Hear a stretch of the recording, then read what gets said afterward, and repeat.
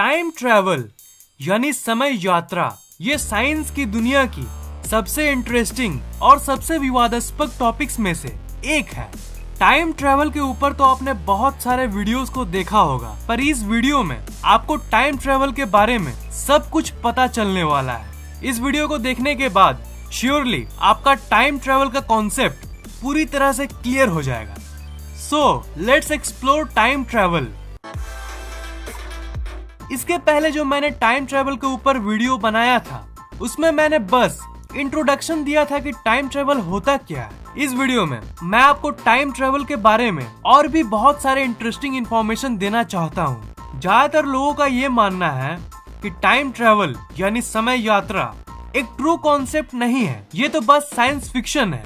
तो मैं आपको बता दूं कि साइंस की दुनिया में साइंस फिक्शन तो होता ही है, पर कुछ चीजें रियल एक्सपेरिमेंट्स पे बेस्ड होती है जिसे हम साइंटिफिकली प्रूव्ड कहते हैं, और कुछ चीजें रियल एक्सपेरिमेंट से नहीं बल्कि थियोरेटिकली प्रूव्ड होती है मैथमेटिक्स के जरिए, जिन्हें हम थियोरेटिकली प्रूव्ड कहते हैं। ये जो टाइम ट्रैवल है ना, ये एक्चुअली प्रैक्टिकली प्रूव्ड नहीं बल्कि थियोरेटिकली प्रूव्ड है मैथमेटिक्स के जरिए। आइंस्टाइन और बाकी कई साइंटिस्ट के थ्योरीज टाइम ट्रैवल को एक्चुअली अलाउ करती है, और यही वो वजह है जिसके चलते ये इतना विवादास्पद टॉपिक बन चुका है। आगे बढ़ने से पहले मैं आपको ये बताना चाहता हूँ कि जो मैंने अभी कहा ना कि ये प्रैक्टिकली प्रूव्ड नहीं, ये एक्चुअली सही भी है और नहीं भी, क्योंकि बहुत छोटे स्केल में टाइम ट्रैवल भी एक्चुअली प्रूव्ड है। एक एक्सपेरिमेंट में टाइम ट्रैवल किया गया था, पर बस कुछ ही नैनो सेकंड्स के लिए। ये कोई ज्यादा ड्यूरेशन तो नहीं है, पर इससे हमें कम से कम ये जरूर पता चलता है कि टाइम ट्रैवल पॉसिबल है। ये एक्सपेरिमेंट अक्टूबर 1971 में हुआ था और इसका नाम है Hafele Keating experiment. Astronomer Richard Keating ने 4 एटॉमिक क्लॉक्स को लेके उड़ान भरा और उन्होंने पूरी धरती का 2 चक्कर लगाया। जब वो चक्कर लगा के वापस यूनाइटेड स्टेट्स के नेवल ऑब्जर्वेटरी में आए तो उन्होंने दोनों क्लॉक्स के समय को मैच किया। अमेजिंग बात यह है कि उस ऑब्जर्वेटरी का क्लॉक उनके प्लेन में मौजूद क्लॉक से कुछ नैनो सेकंड आगे था। मतलब अगर हम एग्जाम्पल से समझें तो अगर दोनों क्लॉक का शुरुआत का समय 4:10 और 10 करोड़ 10 लाख नैनो सेकंड था, और अगर हम मान ले कि 4 घंटे के बाद वो वापस आए, तब दोनों घड़ी का समय 8:10 और 10 करोड़ और 10 लाख नैनो सेकंड होना चाहिए, राइट? पर उनके प्लेन के वॉच का समय ऑब्जर्वेटरी के घड़ी से 10 लाख नैनो सेकंड पीछे था। मतलब 8:10 और 10 करोड़ नैनो सेकंड बज रहा था। अब कुछ लोग कहेंगे कि अरे यार, ये तो बस कुछ नैनो सेकंड्स का फर्क है, तो इससे क्या फर्क पड़ता है, शायद वो घड़ी ही खराब होगी। पर मैं आपको बता दूं कि वो एक्सपेरिमेंट कोई जनरल क्लॉक या फिर कोई एडवांस्ड इलेक्ट्रॉनिक क्लॉक से नहीं हुई थी, वो एक एटॉमिक क्लॉक से की गई थी। इस दुनिया में एटॉमिक क्लॉक से ज्यादा सटीक और कुछ भी नहीं है। ये 1 सेकंड के करोड़वें हिस्से को भी रिकॉर्ड कर सकता है। पर इस एक्सपेरिमेंट से आखिर प्रूफ क्या हुआ? इस एक्सपेरिमेंट से साइंटिफिकली ये प्रूव हुआ कि धरती पे एक जगह पे रखी क्लॉक उस प्लेन के क्लॉक से ज्यादा तेज थी। इसका मतलब क्या है? क्या धरती पे रखी क्लॉक तेज हुई या फिर प्लेन वाली क्लॉक स्लो? एक्चुअली प्लेन वाली क्लॉक स्लो हो गई।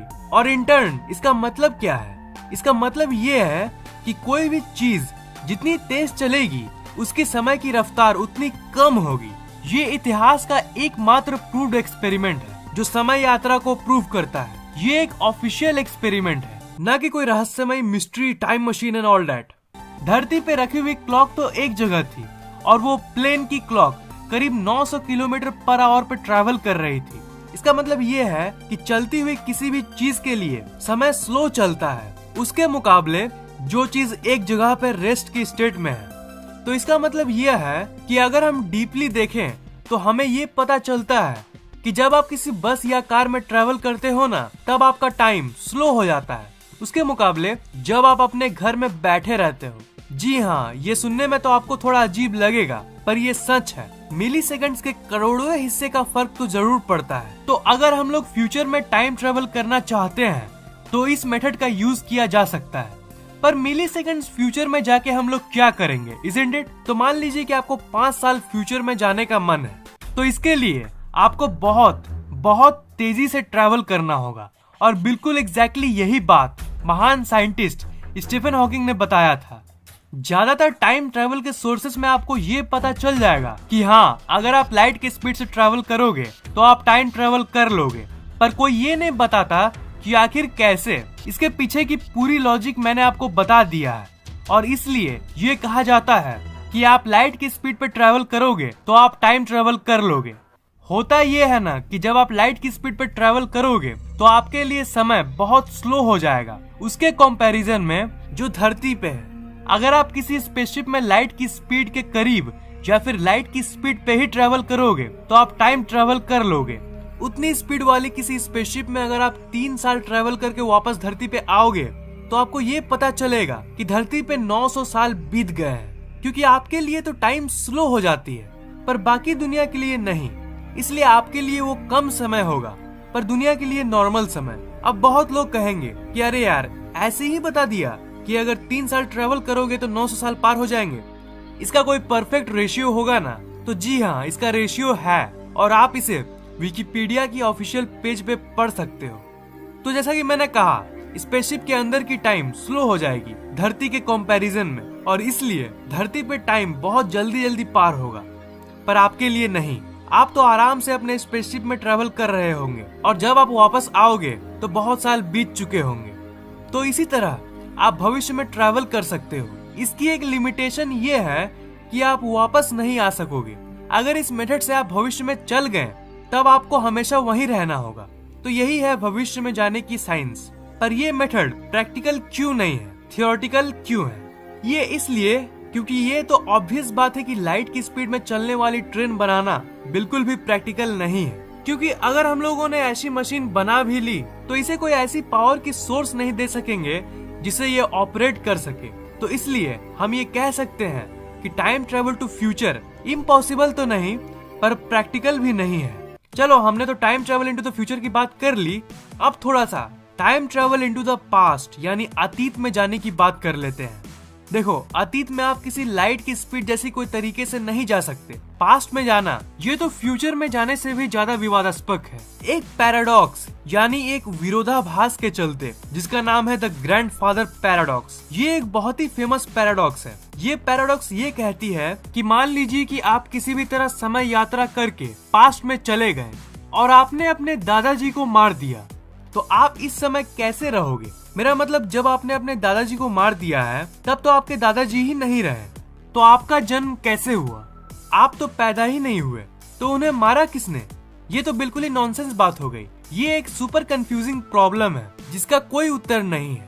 इसलिए बहुत सारे लोगों का ये मानना है कि अतीत में जाना इम्पॉसिबल है। पर स्टीफन हॉकिंग का ये कहना है कि ये संभव है और वो तरीका है वर्म होल। इसके बारे में सबसे पहले एल्बर्ट आइंस्टाइन ने बताया था, इसलिए वर्म होल का दूसरा नाम आइंस्टाइन रोजन ब्रिज है। अब वर्म होल क्या है? सुनो, वर्म होल को आप एक टनल कह सकते हो जो ब्रह्मांड के 2 जगहों और 2 समय को जोड़ता है। पर जानते हो, ये कुछ ज्यादा ही नॉन थियोरेटिकल चीज है। मतलब साइंटिस्ट ने ये दावा तो जरूर किया है कि वर्म होल एग्जिस्ट करती है, पर आज तक किसी ने एक भी वर्म होल को देखा नहीं है। तो हाँ, आप ये कह सकते हो कि इसकी होने की चांसेस बहुत कम है और ये एक मिस्ट्री है। और हर अनएक्सप्लेनेबल चीजों जैसी इसकी जस्ट थ्योरीज ही एग्जिस्ट करती है। ये बस मैथमेटिकली प्रूव्ड है, प्रैक्टिकली नहीं। टाइम ट्रेवल का सबसे इंटरेस्टिंग तरीका है travelling through a time machine. पर टाइम मशीन एक्चुअली कुछ ज्यादा ही साइंस फिक्शन टाइप हो जाएगा। इसे चलाने के लिए हमें एक स्पेशल टाइप ऑफ एनर्जी चाहिए जिसका नाम है नेगेटिव एनर्जी।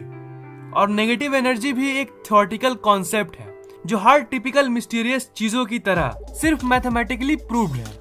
और टाइम मशीन बनाने का कोई स्पेशल फॉर्मूला भी नहीं है किसी के पास। पर मैं ये होप करता हूँ कि फ्यूचर में शायद हम टाइम मशीन बना सके। तो कंक्लूजन ये निकलती है कि time travel to the future ये प्रैक्टिकली पॉसिबल तो जरूर है। ये अलग बात है कि हम लोग उतनी स्पीड से चलने वाली ट्रेन को नहीं बना सकते। पर time travel to the past ये बस मैथमेटिकली पॉसिबल है पर प्रैक्टिकली नहीं। तो ये था टाइम ट्रेवल का एक्सप्लेनेशन।